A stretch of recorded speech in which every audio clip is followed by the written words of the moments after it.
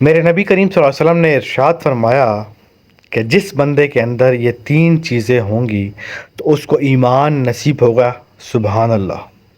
آپ میں سے ہر بندہ چاہتا ہے کہ میں مومن بن جاؤں، میں ایمان والا بن جاؤں، لیکن ایمان والا بننا کیسا ہے؟ میرے نبی نے صرف تین چیزیں بتائیں۔ وہ تین چیزیں بڑی آسان ہیں، کوئی مشکل نہیں ہے، لیکن مشکل صرف یہ ہے کہ اس پر قائم رہنا ہے، اس پر عمل کرنا ہے، کوئی مشکل نہیں ہے۔ وہ تین چیزیں کون کون سی ہیں؟ سنتے جاؤ۔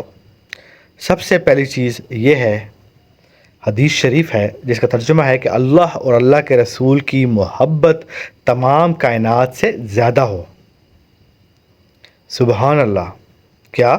اللہ اور اللہ کے رسول کی محبت سب سے زیادہ ہو کائنات میں، چاہے لیلا مجنو ہو، جو بھی ہو۔ دنیا میں کسی چیز کی آپ کے دل کے اندر اتنی محبت نہیں ہو جتنے میرے نبی کی ہو۔ ایک واقعہ آپ کو سناتا ہوں کہ ایک عورت تھی جس کا نام حندہ تھا۔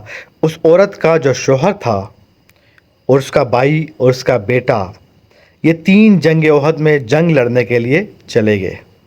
اب یہ عورت جو ہے یہ مدینہ پاک سے نکلی اور جنگ احد کی طرف بڑھ گئی، تو راستے میں اس کو خبر ملی کہ آپ کے خاوند شہید ہو گئے ہیں۔ اس عورت کا جواب ذرا سنیے۔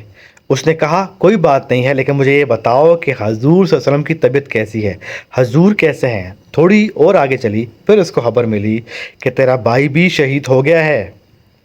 اس نے کہا کوئی بات نہیں ہے، مجھے یہ بتاؤ کہ نبی پاک صلی اللہ علیہ وسلم کیسے ہیں؟ پھر تھوڑی سی اور آگے چلی کہ تیرا بیٹا بھی شہید ہو گیا ہے۔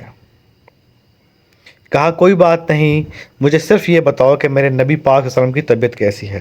یہ ہوتی ہے محبت، صرف زبانی کلامی نہیں کہ جی ہم عاشق رسول ہیں، ربیع الاول کا مہینہ آ گیا ہے اور اب ہم جلوس نکالیں گے، ایک مہینے میں صرف ہم محبت کا اظہار کریں گے، باقی 11 جو مہینے ہیں ان کے اندر ہم اپنے گھروں میں بیٹھ کر کیا کریں گے؟ یہ محبت نہیں ہے۔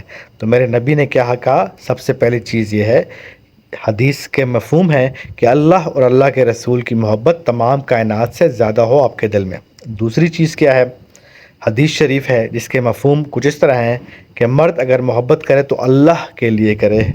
آپ کسی چیز سے اگر محبت کریں، دنیا میں کوئی چیز ہو اس سے محبت کرو، لیکن اللہ کے لیے کرو وہ محبت، اللہ کے لیے۔ تیسری چیز جو ہے، جو حدیث ہے جس کے مفہوم کچھ اس طرح ہیں کہ ایمان کے بعد جب آپ مسلمان ہو گئے، مسلمان ہونے کے بعد کفر کی طرف لوٹنے کو آپ اس طرح سمجھو جیسا کہ اگر کسی شخص کو آگ میں ڈالا جائے اور وہ اس کو برا سمجھتا ہے، ایسا۔